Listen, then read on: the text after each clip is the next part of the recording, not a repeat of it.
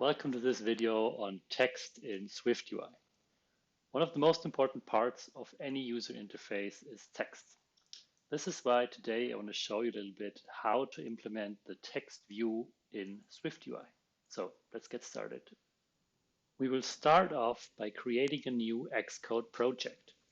So we select iOS, create an app, call it text example, hit enter, then save it somewhere, it doesn't really matter, and wait until it is created. Now we can take away this and hit the resume button to see the preview. Now the project is building, and we will see in a second what's happening. When it finished building, we can see the preview on the right shows us what our little app will look like. In the project, we see that we have our view here, which is a text, and then the modifier, which is padding, which will change the appearance of our view here.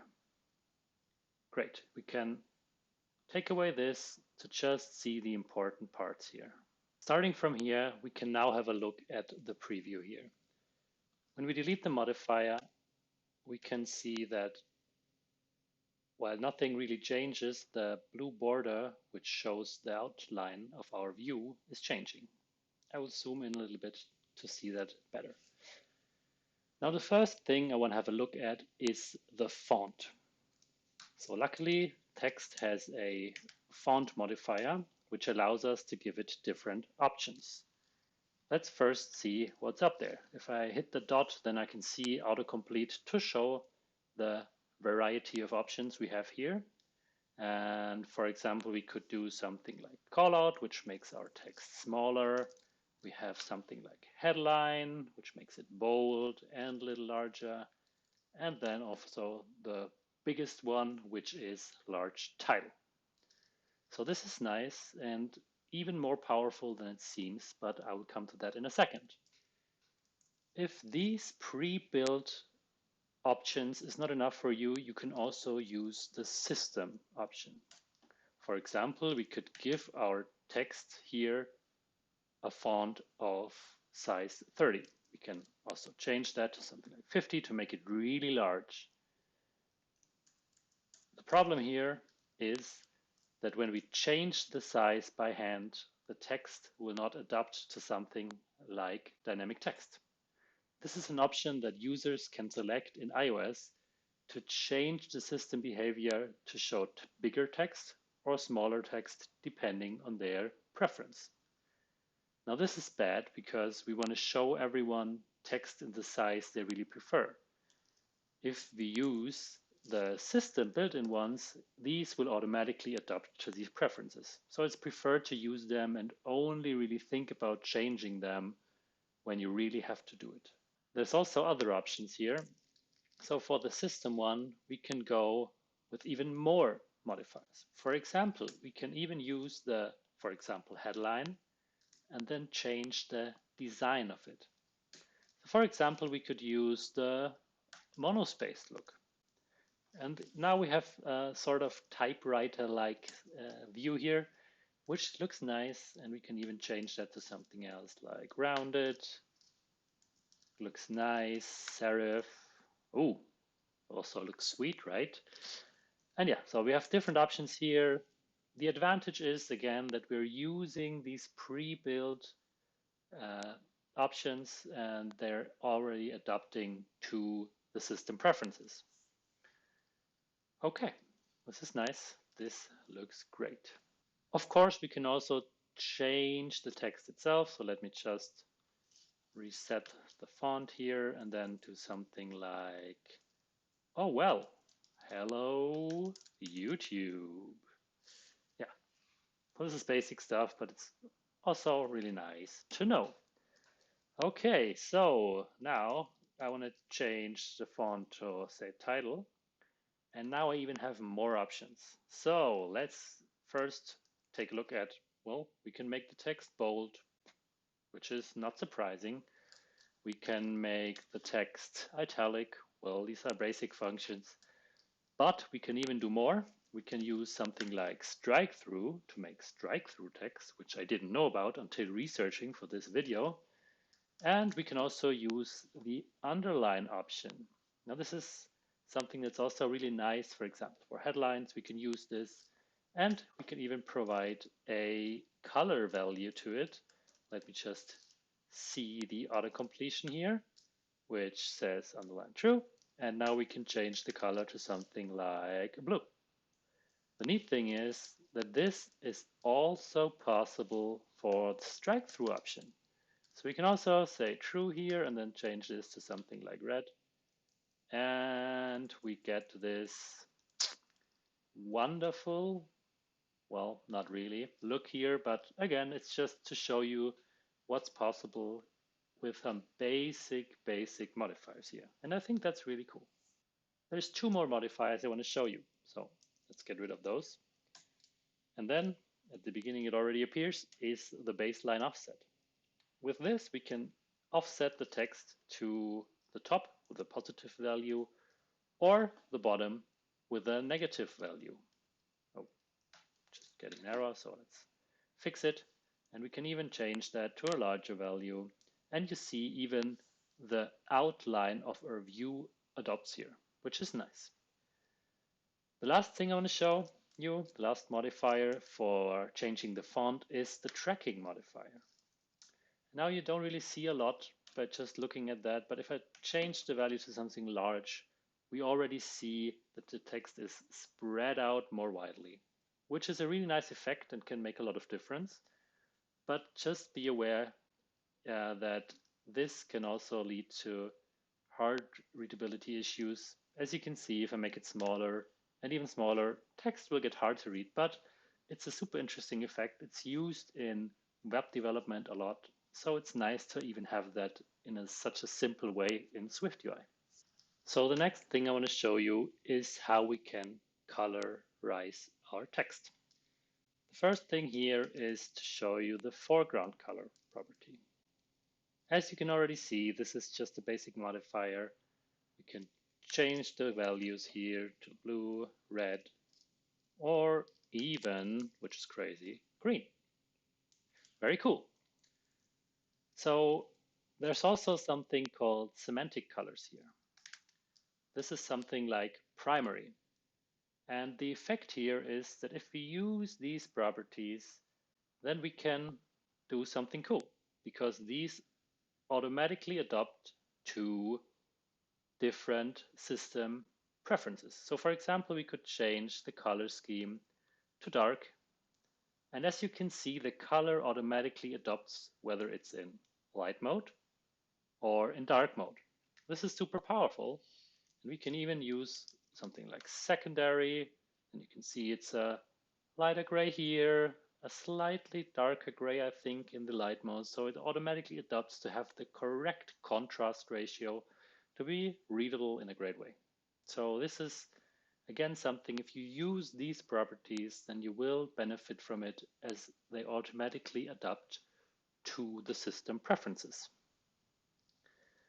Of course, sometimes we don't only want to change the foreground color of our view. So we're just going to leave this at primary, but you can also change the background. Now, as you can see, it automatically sets it to a color of blue.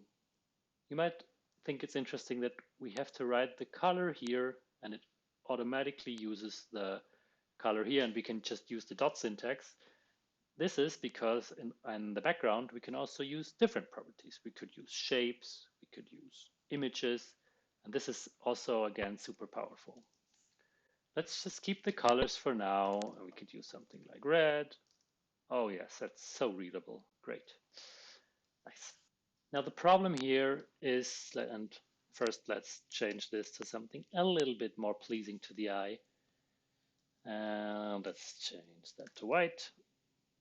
Oh, it's super pleasing. The point I wanted to make here is that this looks a little bit clinched together. So we need some padding here. Now let's add padding to the view. And as we can see, it works. Kinda. So the outline is changing. That's nice, but the color is still remaining only on the inside here. Now, the reason for this is that the order we apply our modifiers in matters. So what it's doing is it's setting the font to the text, it's changing the foreground color, it's setting the background to the view here, and only then applying the padding. So the background is applied to the view before we use the padding. The solution here is to add the padding a step earlier. And as you can see, we're adding the padding to the text, and only then the background modifier is applied, coloring the entire view, giving us this wonderful shade of blue. Now we leveled up our skills in styling text. We now know how to change the font, how to change the size, how to add different color styles, and even padding. As Shakespeare never said, great apps never use one-line texts only. He never said that, but he probably would have if he knew what SwiftUI was. So now let's check how we can use SwiftUI to cater to our needs in the regard of fitting text into available space. So let's jump right back to our example. We want to get rid of these lines and modifiers here. And let's just change the text to something which is a little bit longer. I'm a good developer and I take care of accessibility, which is very important. So as you can see, it automatically breaks the line. Now, there might be cases where I don't want to do this. Therefore, we can use the line limit modifier. You can see that you can change it to be 1 line, 2, 3, whatever you want. One thing to note, if you set it to nil, which is also the default, then it will automatically adapt and change into new lines, which is nice in most cases, but there's some cases where you don't want to do that. Now there is also cases where you want to change the space between the different lines. So let's take this away, make this even larger. So I want to get to 3 lines here. Oh, lovely. And now we can change the modifier here, which is called line spacing. And as you can see, it takes a default of 10. And as we can already see, the lines get spread out a little more. And we can make this even greater by selecting larger values. And if we set minus values, it doesn't work. So we can change it to 0, which is the default. And yeah, we can even take this further. Now there's also something that is interesting, which is called the multi-line text alignment. You know this from different text manipulation tools. And we have an option here to change that to center, which centers our text. And as you can see, it's also leading and trailing, which can have some nice effects when you use text and multi-line text. Side note, this also works if I would, for example, say the line limit is just 1, and we can use the multi-line text alignment even in this case. So this is a really nice property here. Now we're already getting in the realm of lesser known modifiers, and I even want to show you another one. And this is allows tightening. If we set this to true, we allow SwiftUI to tighten up our text into smaller chunks if there's not enough room for it. So for example, if I change the text here to just, I'm a good developer and accessibility, it's not working, right? What's the problem? The problem here is that this goes great with the minimum scale factor. Now this is a great combination because with the minimum scale factor, we can say to SwiftUI, hey, I allow you to just change the size of our text to half the size or even smaller. Now this is great. Because if I change that to smaller, we can say that accessibility, all this text automatically fits into one line, which is just amazing because the main use case I have in mind for this is accessibility. So for example, if you have something like dynamic type, we can automatically let this happen by just simply adding this scale factor, which is super nice.